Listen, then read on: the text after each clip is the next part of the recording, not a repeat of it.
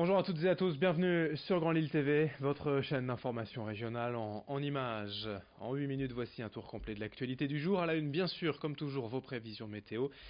Et malheureusement, la fraîcheur sera de nouveau au rendez-vous en ce mercredi seulement, en 17 degrés cet après-midi à Lille. Du côté du ciel, des nuages bas ce matin qui devraient quand même se dissiper cet après-midi et laisser le soleil s'imposer. Les nuages continueront de circuler par moments mais sans conséquence. Les prévisions météo bien sûr après ce journal. À la une de cette édition, le football et bien sûr le retour douloureux du LOSC en Ligue des Champions hier soir. Les Dogs ont été sèchement battus par l'Ajax d'Amsterdam 3-0. Un score assez sévère toutefois car les Lillois se sont procurés d'énormes occasions sans réussite. Les Néerlandais se sont montrés bien plus efficaces. 3 buts encaissés, aucun inscrit, c'est la réalité du très haut niveau et de la Ligue des Champions. Le prochain match pour le LOSC, ce sera le 2 octobre à domicile contre Chelsea. En marge de cette rencontre, notez que près de 300 supporters lillois ont été interpellés hier après-midi à Amsterdam. Difficile pour l'heure de savoir exactement ce qui s'est passé, mais la police locale s'est justifiée au motif de troubles à l'ordre public, d'usage de tirs d'artifice et de violence. Les médias locaux évoquent une bousculade et des supporters se trouvant sur les voies du métro. Certains Lillois ont été blessés, quelques-uns disent avoir été frappés par la police. Après avoir passé plusieurs heures en garde à vue, hier soir, la plupart des supporters lillois ont été relâchés dans la nuit. Le ministre de la Ville et de l'Habitat était en visite hier dans la région. Julien de Normandie est passé à Roubaix pour évoquer la lutte contre les logements indignes. Il s'est notamment rendu à la Maison de l'Habitat afin de rencontrer les agents départementaux d'information au logement et d'échanger avec un locataire victime d'un marchand de sommeil. Depuis janvier, le gouvernement a entamé une série de mesures pour contrer ces propriétaires abusifs, des sanctions comparables à celles infligées aux trafiquants de drogue. Désormais, ils pourront être condamnés à une présomption de revenus tirés de leurs activités frauduleuses et à la confiscation de leurs biens. Il leur sera également interdit d'acquérir de nouveaux biens durant 10 ans, contre 5 auparavant. Explication au micro de Florine Curec. On a voulu au niveau national, c'est de faire en sorte que partout sur le territoire, il y ait cet accompagnement. Parce que lorsque vous êtes soumis à un trafiquant de misère comme un marchand de sommeil, vous avez besoin d'être accompagné. Vous avez besoin de faire en sorte que, face à la peur que pose et que vous ressentez dans cette situation, qu'il y ait des gens qui soient là pour vous aider. C'est ça l'objectif de la plateforme, de ce numéro de téléphone et des équipes qui physiquement ensuite sont là au plus proche du terrain pour vous accueillir, échanger, vous accompagner, comme c'est le cas ici à Roubaix. Les transports en commun dans le Grand Lille, voilà un sujet qui ne manque pas d'alimenter les débats depuis plusieurs semaines. Entre les projets de gratuité et l'installation récente de nouveaux portiques de sécurité dans le métro, le collectif des usagers vient d'écrire une lettre ouverte aux élus de la MEL pour demander une réflexion globale concernant la tarification. Selon eux, ces portiques entravent la circulation des voyageurs et des personnes à mobilité réduite, des parents avec une poussette ou des groupes. De plus, leur installation et plus largement en fait la lutte contre la fraude représente un budget conséquent. Le collectif des usagers demande donc une expérimentation de la gratuité les jours de pollution et pour certains publics, car il est clair pour eux que la gratuité totale ne peut pas être appliquée du jour au lendemain. Explication au micro de Florine Curec.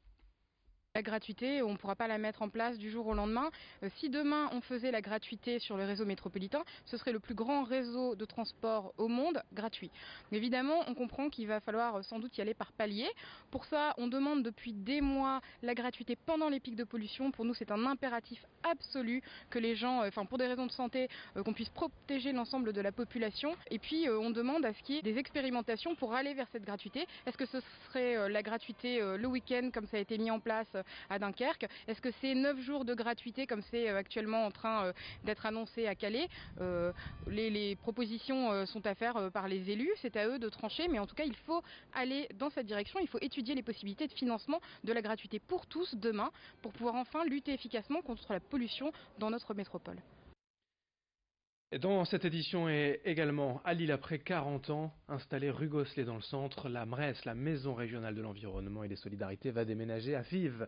D'ici fin décembre, l'institution qui accueille aujourd'hui 117 associations va s'installer au 5 rue Jules de Vic. La question du transfert de la MRES se pose pratiquement depuis sa création dans les années 70, installée rue Gosselet à titre provisoire selon le maire de Lille à l'époque, Pierre Mauroy. La structure et ses 16 salariés étaient depuis à l'étroit et ses responsables ont demandé plusieurs fois de nouveaux locaux. À terme, le bâtiment qu'elle occupe servira à étendre le musée d'histoire naturelle voisin. Explication recueillie par Florine Curec. Ce bâtiment, même s'il est charmant, il n'est pas complètement fonctionnel et que, étant donné les sujets qui sont traités ici par les associations de ce réseau et de cette maison, eh bien, nous pouvons nous sentir un peu à l'étroit. Nous accueillons ici plus de 2500 réunions par an. C'est une cinquantaine de salariés associatifs, plus la quinzaine de salariés de l'AMRES qui sont aussi des travailleurs au quotidien dans ce bâtiment. Donc mieux accueillir le public, mieux accueillir les gens qui travaillent dans les associations, mieux accueillir tous les bénévoles qui utilisent ces espaces, c'est une volonté forte que nous avons défendue. Dans cette édition, on parle d'écologie aussi avec des colis livrés de manière plus propre à Lille avec Citéliv. Née dans la métropole lilloise, l'entreprise vient de fêter ses 3 ans et veut s'installer partout en France. Aujourd'hui, avec 18 salariés, Citéliv, c'est une flotte de vélos triporteurs d'utilitaires électriques qui propose de livrer en centre-ville avec bien plus de responsabilités environnementale. Le projet, c'est donc d'ouvrir des antennes dans d'autres villes de la région et en France, d'optimiser ces tournées de livreurs pour moins consommer d'énergie. Explication au micro de Vincent Vieillard. On a eu là maintenant 2-3 ans pour vraiment démarrer, structurer l'activité, donc on a encore pas mal de choses à faire. On reste une structure de taille très modeste. Par contre, on a pour ambition de effectivement développer le modèle et l'exporter dans d'autres villes. Alors ça existe déjà. On considère qu'on a maintenant un savoir-faire qui est quand même sur la livraison propre avec une flotte un peu spécifique. Du vélo triporteur, on n'en voit pas partout.